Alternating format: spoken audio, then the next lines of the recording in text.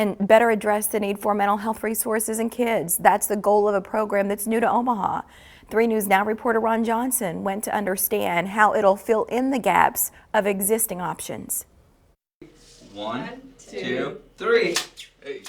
It's a new space that aims to give older kids a new start. What it is an adolescent mental health facility to really fill a gap that we discovered in the community. That gap lies between inpatient care and more typical therapy services that address kids' mental health.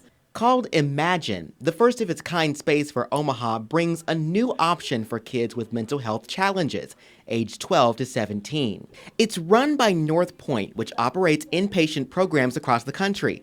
They've had success in other locations comparable to Omaha and want to see the same here. This facility will provide different kinds of spaces, all meant to address kids' needs. This one, for example, is for group therapy, but there are others for a more one-on-one type therapy session, and there's even a classroom space. Young people will be in the program for 6 hours a day, 5 days a week, so it's a 30-hour program per week.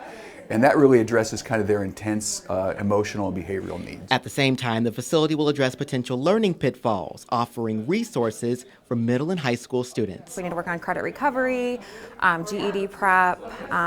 We can meet them wherever they're at. Staff anticipates a learning curve of their own as they observe how kids' needs change once school's out. We're also kind of curious to see what happens during the summer months. You know, when regular schools aren't in session, are we going to have a higher response? Navigating these potential challenges and expanding this service will be how they plan to better address kids' needs. Our job is to arm them with skills to handle their distress, handle their emotional reactions, and be able to basically build healthy relationships with others. In Omaha, Ron Johnson, 3 News Now.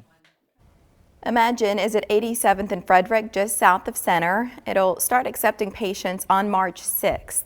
If you're interested, assessments are happening now. For information, log on to omahaimagine.com.